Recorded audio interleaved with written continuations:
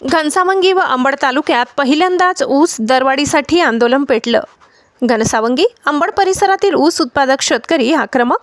पहिली उचल 3200 आणि अंतिम दर 3550 ची ठाम मागणी। घनसावंगी अंबड तालुक्यातील ऊस उत्पादक शेतकऱ्यांमध्ये ऊस दर वाढीचा मुद्दा जोर धरू लागला असून परिस्थिती चांगलीच तापली आहे। खत बियाण्यांच्या वाढत्या किमती, मजुरी दरातील मोठी वाढ, सिंचनासाठीचा वीज खर्च आणि सतत वाढणारी उत्पादन खर्चाची सरासरी या सर्वांच्या पार्श्वभूमीवर सध्या ऊस दर अपुरा असल्याने मोठा असंतोष उसळलाय। याच पार्श्वभूमीवर सामान्य ऊस उत्पादक शेतकरी व युवा शेतकरी संघर्ष समिती घनसावंगी तालुका यांच्या वतीने गावोगावी सुरू झालेल्या ऊस दर जनजागृती बैठकींना शेतकऱ्यांचा मोठा प्रतिसाद मिळत आहे। चावडी मंदिराचे अंगण, शेततळे जिथे बैठक तिथे शेतकऱ्यांची गर्दी। अनेक ठिकाणी शेतकरी व्यथा मांडताना आवाज भरून येत असून खर्चाच्या दुप्पट भाव मिळत नाही, मग ऊस काढून काय उपयोग, असा सवाल सामूहिकरित्या उपस्थित केला जात आहे। शेतकऱ्यांच्या प्रमुख मागण्या: पहिली उचल तातडीने 3200, मागील हंगामातील थकीत देयके तात्काळ, चालू हंगामातील अंतिम दर 3550 जाहीर करावा, FRPची पूर्ण अंमलबजावणी। शेतकऱ्यांचे म्हणणे आहे की खतांचे भाव आकाशाला टेकले, औषधे महाग झाली, विजेचा खर्च दुप्पट झालाय। अशा वेळी जुना ऊस दर ठेवून शेतकरी कसा जगणार? आमच्या कष्टाचा न्याय भाव मिळणार नसेल तर आंदोलनाशिवाय पर्याय नाही। सामान्य ऊस उत्पादक शेतकरी व युवा शेतकरी संघर्ष समितीने गेल्या काही महिन्यात विविध स्तरावर निवेदने, बैठका व आंदोलने करून शेतकऱ्यांचा आवाज प्रशासनापर्यंत पोहोचवलाय। सध्या सुरू असलेली ऊस दर जनजागृती मोहीम पुढील मोठ्या संघर्षाची दिशा दाखवत असल्याचे संकेत मिळत आहेत।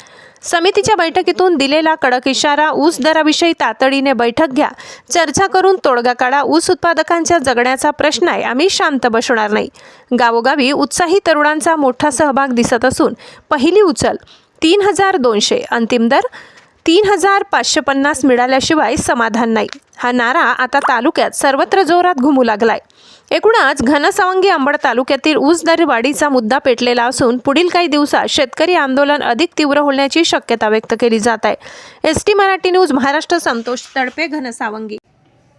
तुमच्या शेतकऱ्याला कुठेही ज्या अगोदर स्लिप मिळत होत्या, या 2 वर्षापासून स्लिप मिळतात का? एक स्लिप येते ट्रॅक्टरदाराच्या तोडणीदारासाठी आणि दुसरी येते वाहतूकदारासाठी। तिसरी स्लिप जी या ठिकाणी आपल्या सर्वांसाठी येतो ती त्यांनी बंद करून टाका। तुमच्याजवळ काही प्रूफ राहिला नाही पाहिजे, तुम्हाला कुठे भांडता आलं नाही पाहिजे, तुम्हाला तुमच्या हक्कासाठी कुठेतरी जाता आलं नाही पाहिजे, हा विषय या ठिकाणी झाला। काय खर्च येत होता स्लिपला, कशामुळे बंद केली? जाणीवपूर्वक तुम्हाला गुलामगिरी ठेवण्याचं काम सर्व ते कारखानदार या ठिकाणी करतात। खरे मालक तुम्ही, आम्ही आहोत। तुमच्या हक्काचे पैसे, तुमच्या कष्टाचे पैसे देऊन कारखान्याचे सभासद तुम्ही झालात आणि तुमच्यावर आणि आमच्यावर दुर्दैवाची वेळ आली। आपण कष्ट केलेला माल हातापाया पडून त्यांना म्हणावं लागतं, आमचा ऊस घेऊन जा। आमच्या ऊसाला 12 महिने झाले, आमच्या ऊसाला 14 महिने झाले।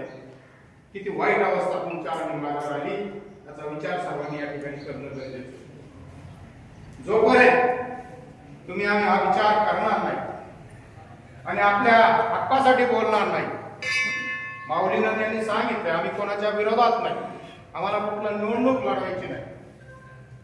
त्यामुळं तुम्ही सगळ्यांनी जागरूक झालं पाहिजे आणि न्याय या हक्कासाठी आदरणीय टोपे साहेब असतील, आदरणीय घाडगे साहेब असतील, आदरणीय दादा असतील, आपण कोणाच्या विरोधात नाही।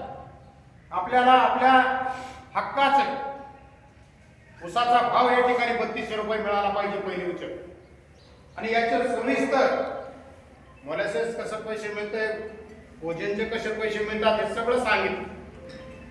कुठल्याही पद्धतीनं चुकीची मागणी आपण करत नाही, हे तुमच्या डोक्यात एकदा फिट्ट झालं पाहिजे। आणि आम्ही बोलतो म्हणून नाही, तुम्ही पुन्हा आपापल्या भागातल्या जे जाणकार असतात त्यांनाही विचारा की एवढे पैसे कारखान्याला मिळतात का नाही।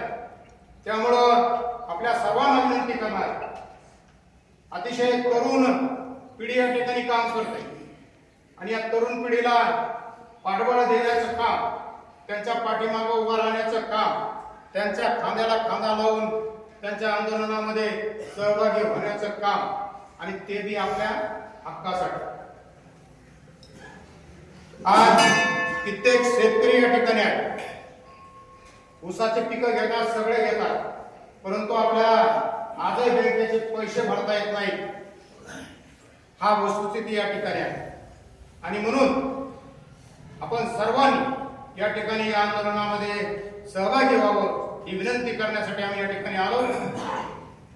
मला आपल्याला विनंती करायची, जरा हात वर करून आपण सर्वांनी सांगावं की आम्ही या आंदोलनामध्ये तुमच्या बरोबर आहोत. ही आपल्याला हात जोडून विनंती करतो. ही नम्रतेची विनंती आणि मी माझं भाषण या ठिकाणी थांबवतो. जय हिंद, जय भारत.